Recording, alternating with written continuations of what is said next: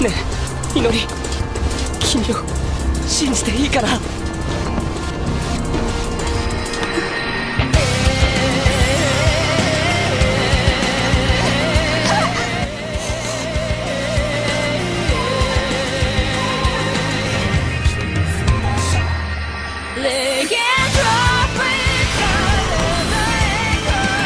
Watching a weak main character become strong in anime is just an epic sensation, and we get motivated from watching these anime characters grow and develop their powers to become overpowered as hell. Hey guys, it's Animen here, and today we are counting down on the top 10 anime where the main character starts off weak, but totally powered up. Before we start, be sure to subscribe to our channel, and press on the bell icon and set us all to be notified about our latest videos.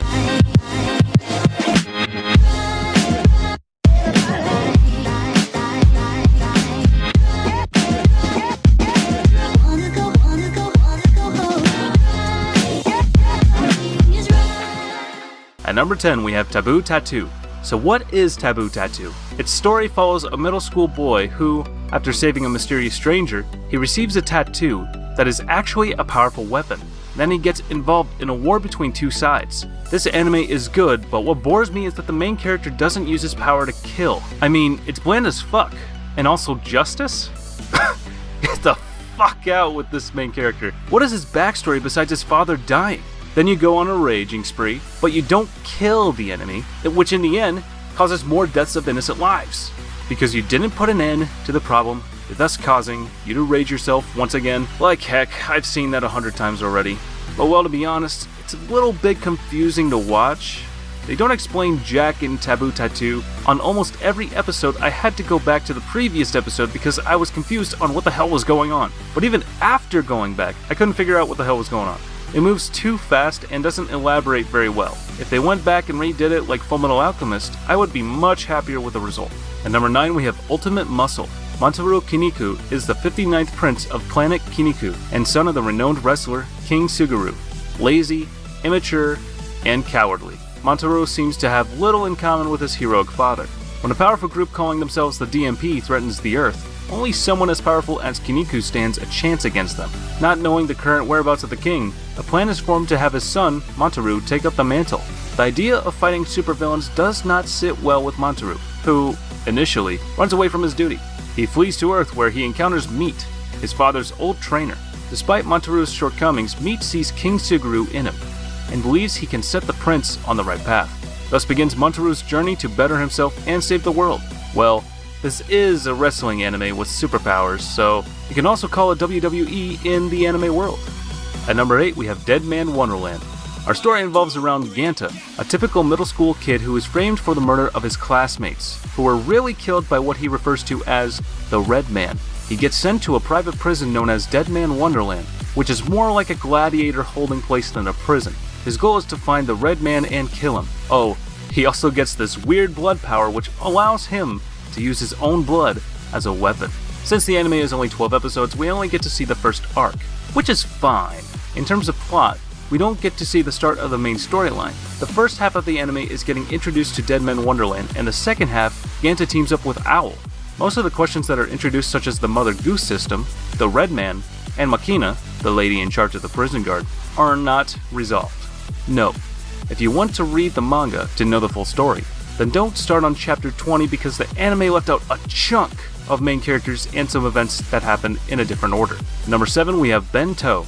Satoyo is just a normal teenager who likes video games. He wakes up on the floor of the grocery store not remembering what had led him there. He finds out though, a girl who was in the store was beaten up because of the war games where students fight to get half-price bento.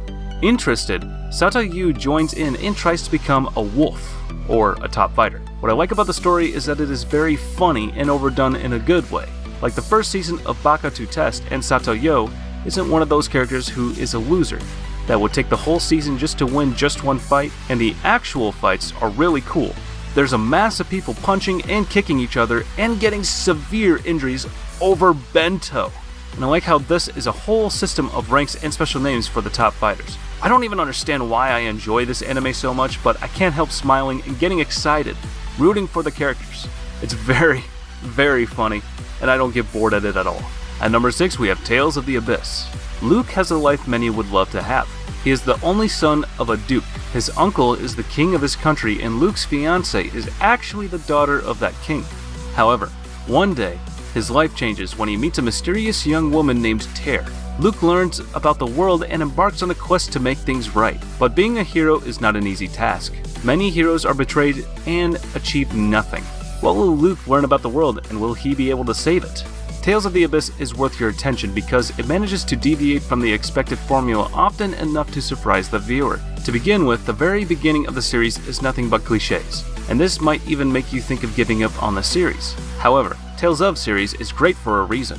After some time, the main protagonist of the series changes, and he changes so much that you might even think that you are watching some other series. After that, let's say Luke becomes the new person, and he also changes the whole series, so it becomes interesting to watch. At number 5, we have Tokyo Ghoul. The main character of the story is Kaneki Ken, an ordinary college student, and his life changes when he meets Riza at the cafe he frequents with his college friend Hide. Little did he know that she is actually a ghoul, a carnivorous species only able to feed on humans and even other ghouls. And during the night, he's attacked and almost killed and eaten by her. He got saved by an emergency operation when he got Ghoul's organs transplanted into his body. Basically, he became a half ghoul, half human. Or, like many people say, one-eyed ghoul. Then the struggle and the tragedy start for him since he is now inserted into the ghoul world. If you are new to the series, I suggest giving it a try. You can either love it or hate it.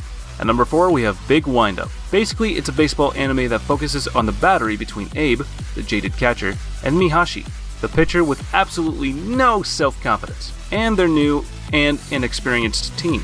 It seems like we're going to see the team grow over the course of the show, as well as, hopefully, Mihashi's confidence and social skills. Well, I am not a huge fan of sports anime, but this one catches my eye because of the main character. He is a sissy, pansy, a wuss, a pushover, a chicken. Don't get me wrong, I see the need for these types of characters as much as anyone else there to provoke the viewers, to make us feel sorry for him, to make us angry with him when he's acting annoyingly much like a sissy. That's fine. That's good to screenplay and character interaction. It makes for good entertainment value in most cases. So give it a try, and you will not get bored. At number 3, we have Yona of the Dawn. The story is about 3 childhood friends who have grown up. 1, a young princess named Yona. 2nd, a young man who later becomes the bodyguard of Yona and a general in the army, Hak. And a handsome man named Su-won, who Yona is madly in love with. Yona has arguments with her father, the king, about Su-won and her desire to marry him, but her father rejects the idea while Hak encourages it. On the night of her 16th birthday, she goes to her father to try and convince him one more time to let her marry Su-won. She finds that her father had been assassinated, and the only one in the room other than her and her now dead father was her lover, Su-won. Now on the run, Hak and Yona must escape the forces of her old kingdom and find a way to take down their former childhood friend. This is a pretty enjoyable anime. It has its serious moments, but also has incredible humor mixed in to lighten the mood most times. This is a great anime for those into drama, action, and adventure. I've been waiting for the 2nd season for a long time. At number 2, we have The Rising of the Shield Hero. How could we not put this one on the list? Iwatani Naofumi, a run-of-the-mill otaku, finds a book in the library that summons him to another world. He is tasked with joining the sword, spear, and bow as one of the 4 cardinal heroes and fighting the waves of catastrophe as the shield hero. Excited by the prospect of a grand adventure, Naofumi sets off with his party. However, merely a few days later, he is betrayed and loses all of his money, dignity, and respect. Unable to trust anyone anymore, he employs a slave named Raftalia and takes on the waves and the world. But will he really find a way to overturn this desperate situation? I have watched tons of anime in my life, especially the isekai genre, but this anime is my favorite.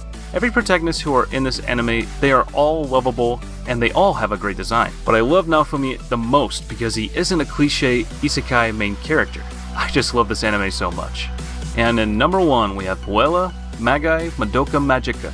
It's a magical girl series by definition that for quite some time I've been avoiding because frilly clothes and magic wands is not something a young adult should be watching, or so I believe.